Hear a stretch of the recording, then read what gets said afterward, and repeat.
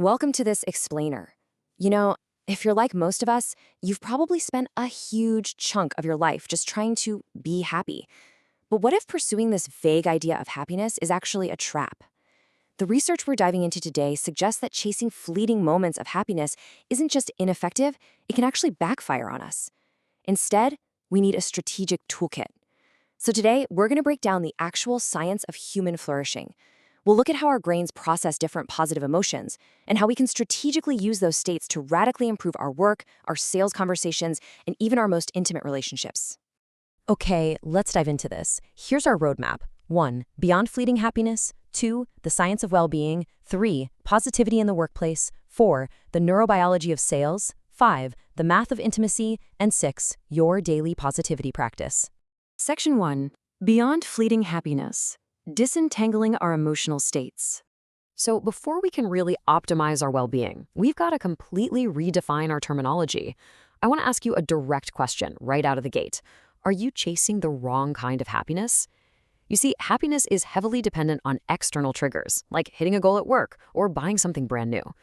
Because it relies on these external favorable events, it basically behaves like a transient dopamine spike. Sure, it gives you immediate gratification, but it fades so fast. Relying solely on this transient state can create a lot of emotional volatility. It can even lead to something called smiling depression, where people hide real, deep anxiety behind this cheerful social mask. Now, what's really interesting here is the profound contrast between happiness and joy. While happiness is a fleeting reaction to whatever is going on around you, joy is a deep, resilient internal state of mind. Joy doesn't need a new car or a big promotion. It's deeply connected to living an authentic life that aligns with your core values, your strengths, and your social bonds. Because joy is anchored in internal purpose rather than external outcomes, it gives you absolutely incredible psychological resilience. It allows you to feel a real sense of fulfillment even when you're navigating some seriously tough waters. Let's map this out a bit further. It's fascinating how these states differ in arousal and stability. We just talked about joy. Think of joy as the active, cold air exhilaration of standing right on a mountain peak. Contrast that with contentment. Contentment is a low arousal state. It's more like resting in a warm, calm lake. It's fundamentally static, a state of psychological ease where the present moment is completely sufficient. Then you have elation, super high arousal, intense physical exhilaration, but highly, highly fleeting. You literally cannot sustain elation. It quickly drops right back down to baseline satisfaction. Section 2, the science of well-being. Let's look at the cognitive and physiological mechanisms. All right, now that we have our vocabulary straight, we need to talk about the hard science. Before we try changing our daily habits, we really need to understand the biological mechanics of why positivity actually works. And this brings us to Barbara Fredrickson's broaden and build theory. This is absolutely foundational. Fredrickson shows us that positive emotions aren't just, pleasant to experience. They serve a real evolutionary purpose.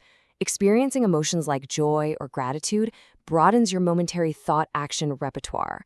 That's basically a fancy way of saying it opens your mind to new possibilities, making you way more creative and cognitively flexible. Over time, this cognitive broadening builds up durable personal reserves, things like intellectual skills and social support. And incredibly, this pairs with the undoing hypothesis, which proves that mild positive emotions act as physiological correctives to stress.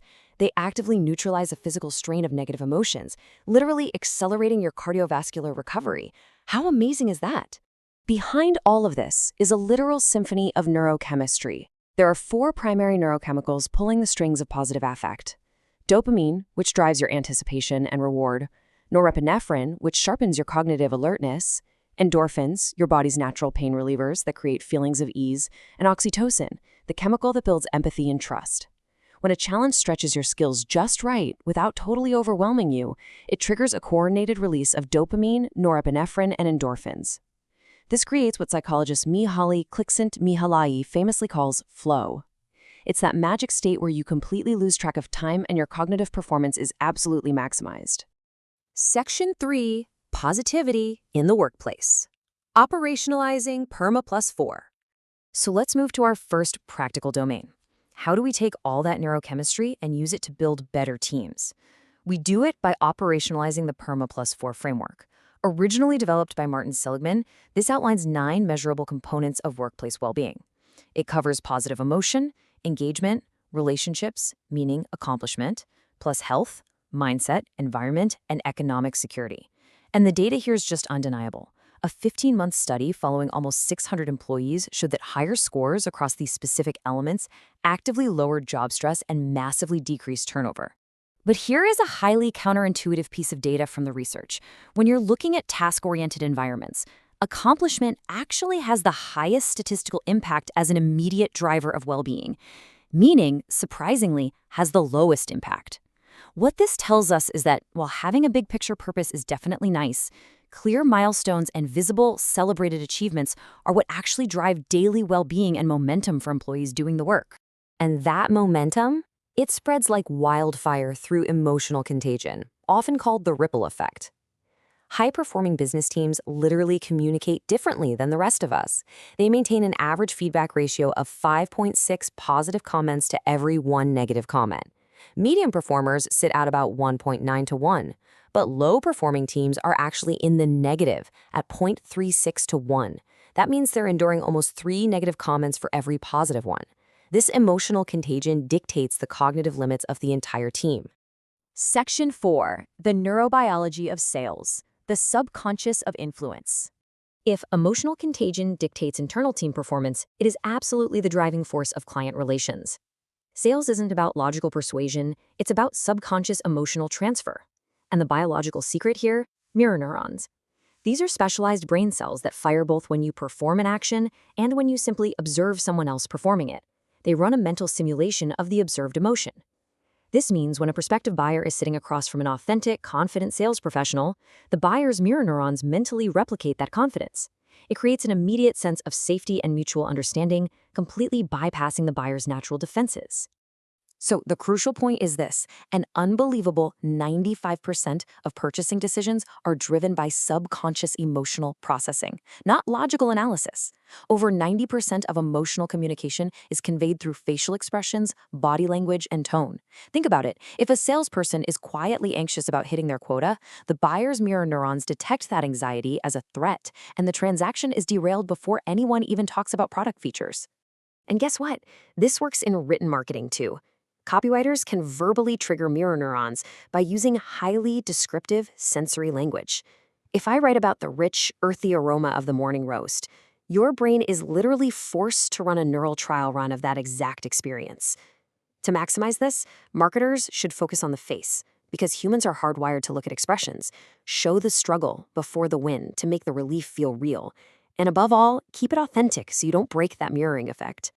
Section 5. The Math of Intimacy. Let's look at the Gottman method dynamics. All right, we've looked at the workplace and client interactions, but what about the most microscopic, intimate level of our lives? Dr. John Gottman discovered that successful relationships are actually governed by distinct mathematical ratios. The first is the conflict ratio. Even during really difficult discussions, yes, even those heated arguments about doing the dishes, stable couples maintain a ratio of about 5 positive interactions for every 1 negative interaction. We're talking about things like validation, a little humor, or active listening. This is the magic ratio that prevents conflict from devolving into defensiveness or contempt. But outside of conflict, the math scales up dramatically. The everyday life ratio for thriving couples is an astonishing 20 to 1. 20 positive moments for every single negative interaction. And we aren't talking about grand romantic gestures here. These are small, everyday moments of connection that build up a robust emotional reserve. This massive reserve ensures that minor, daily frustrations don't erode the foundation of the relationship. The primary mechanism for actually maintaining these ratios is how partners handle bids for connection. These are just everyday attempts for attention or support. Hey, look at this bird outside.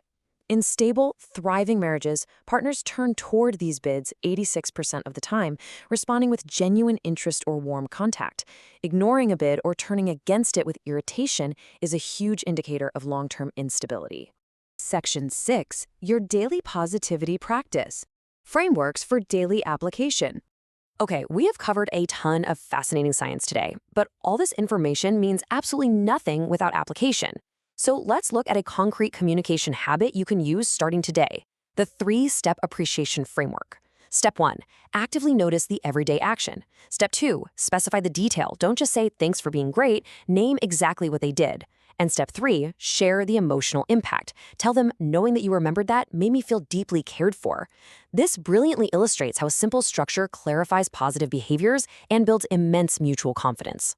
You can bake these habits right into your life through specific relational exercises. For instance, the weekly State of the Union, just 15 minutes of uninterrupted time where each partner shares 5 specific appreciations. Or consider the 60-second hug challenge. Sharing an uninterrupted hug for a full minute actively lowers your cortisol levels and triggers a robust release of oxytocin, which naturally resets your nervous system. Or, try a giving week where you focus entirely on serving each other rather than asking for help. I want to leave you with a final provocative thought to really chew on today. Are you building a resilient foundation of joy, or are you just renting fleeting moments of happiness? Whether it's operationalizing accomplishments at work, approaching a sales call with calm certainty, or turning toward your partner's bids for connection, you now have the tools to systematically build a stable, deeply satisfying life. Take these frameworks, test them out, and see the psychodynamics of positivity transform your world. Thanks for joining me on this explainer, and keep learning.